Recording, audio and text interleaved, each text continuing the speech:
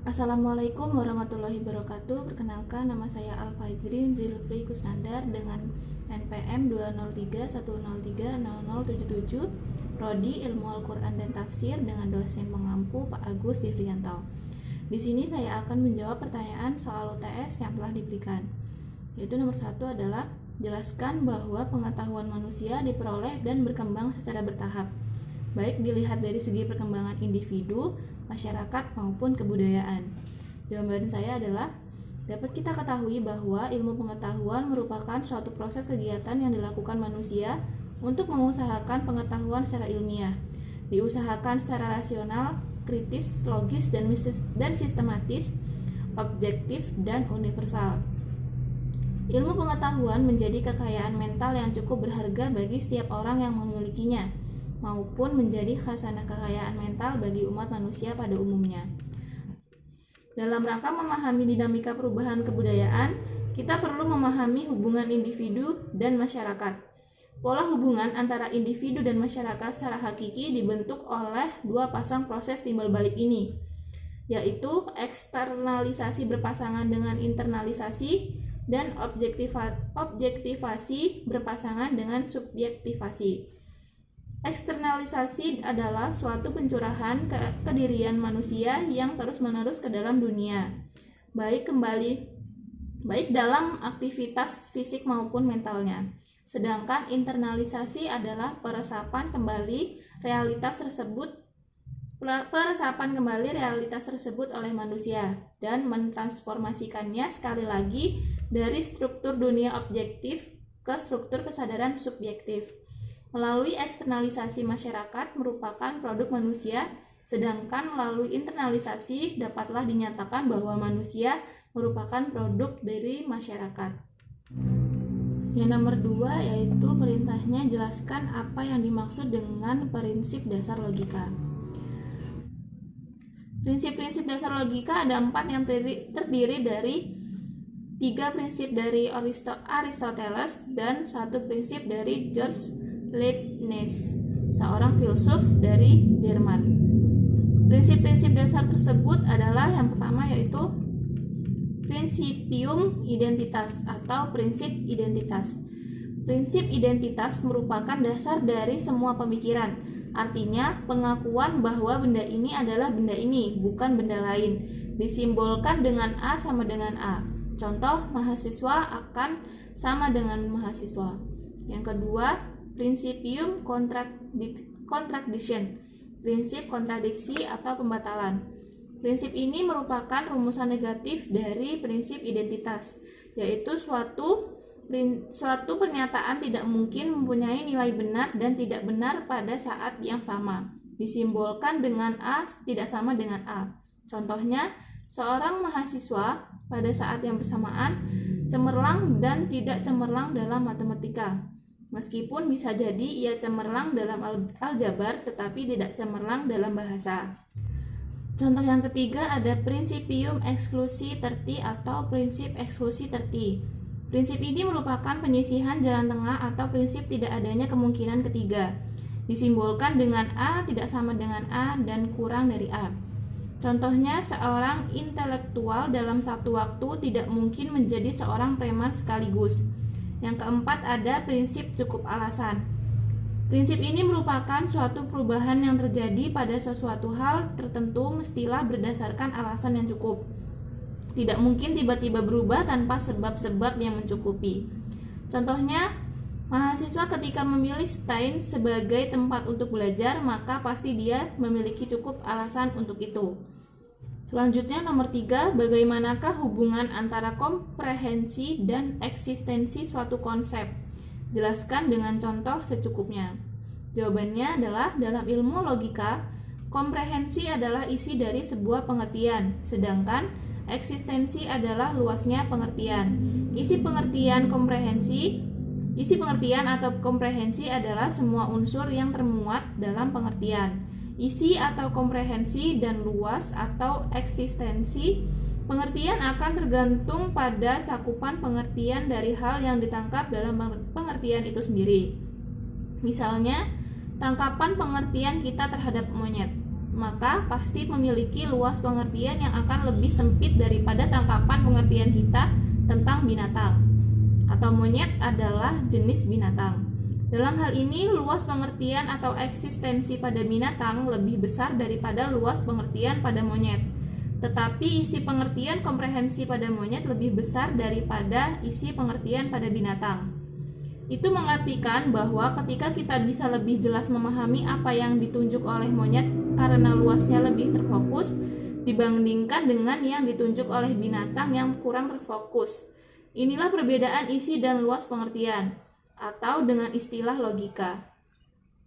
Adapun contoh lain yaitu ketika Andi berdiri sendiri di pinggir pelabuhan Bakauni, Andi melihat di satu batas cakrawala ada satu titik kecil.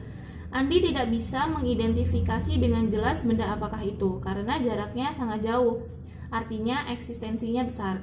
Tetapi ketika benda itu semakin dekat berarti eksistensinya semakin kecil. Maka pengertian Andi tentang titik kecil itu semakin jelas. Ternyata titik kecil itu adalah sebuah kapal KM Tidar. Jadi setelah kapal itu semakin dekat berarti eksistensinya semakin kecil. Tangkapan Andi tentang kapal itu semakin jelas sekali bahwa ternyata itu adalah kapal KM Tidar.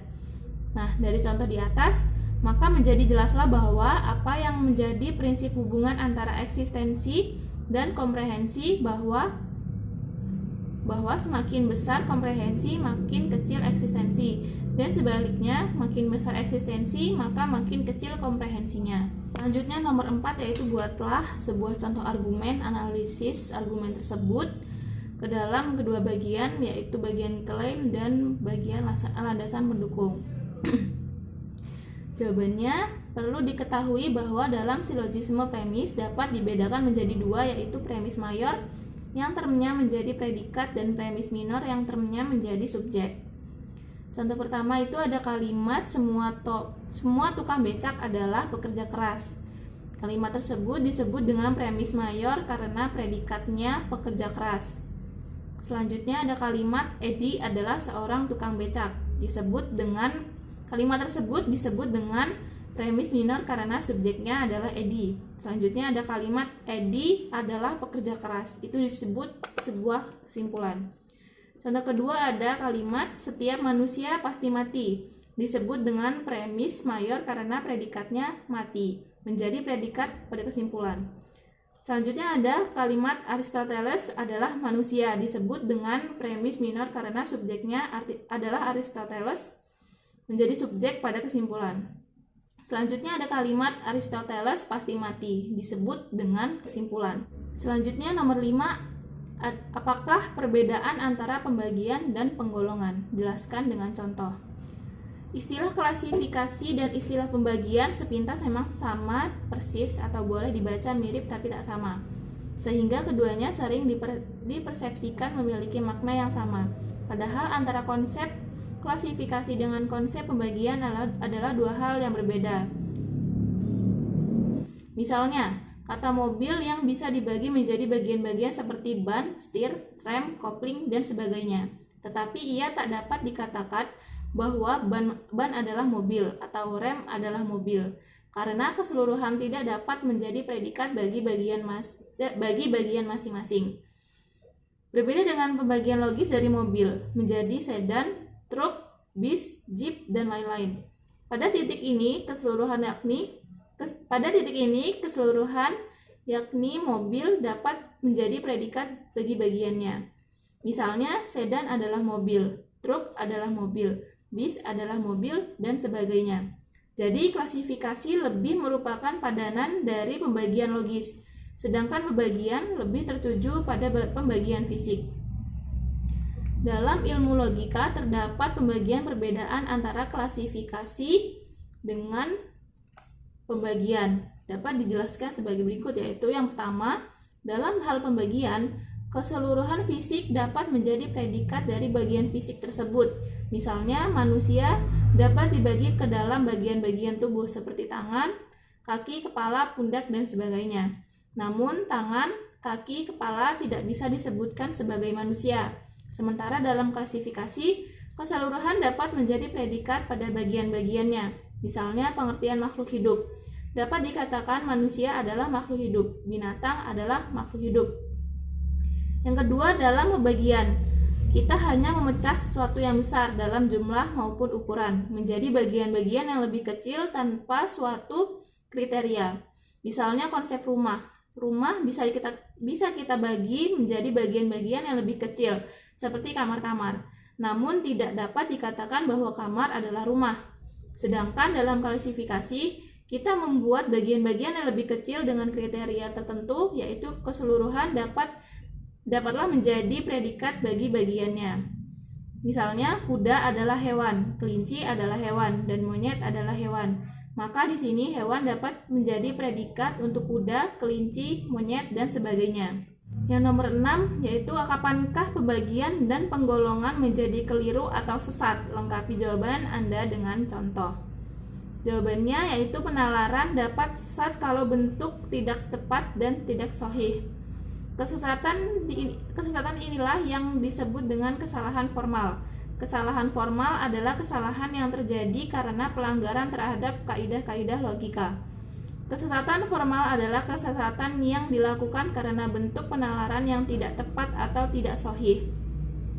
Kesesatan ini terjadi karena pelanggaran terhadap prinsip-prinsip logika mengenai term dan proposisi dalam suatu argumen. Sesat pikir tidak hanya terjadi dalam fakta-fakta saja, melainkan juga dalam bentuk penarikan kesimpulan yang sesat dikarenakan tidak dari premis-premisnya yang menjadi acuannya. Sesat pikir juga bisa terjadi karena menyimpulkan sesuatu lebih luas dari dasarnya, seperti kucing berkumis, candra berkumis menjadi candra kucing. Kesesatan dalam klasifikasi terjadi pada dasar penggolongan yang tidak jelas, tidak konsisten, dan tidak menampung seluruh fenomena yang ada. Contohnya yaitu musim menurut kegiatannya dapat menjadi musim tanam, musim menyiangi, musim hujan, dan musim panen. Kesesatannya yaitu musim kemarau dan musim hujan bukanlah kegiatan. Closing statement dari saya yaitu hadirnya logika bisa membuat kehidupan terasa lebih bermakna. Cakupan kajiannya yang luas dan mendalam memaksa kita untuk berpikir logis dan kritis. Pengaruh ilmu logika sangatlah signifikan untuk membangun argumen yang kuat serta berperan dalam memperkokoh bangunan keilmuan Islam.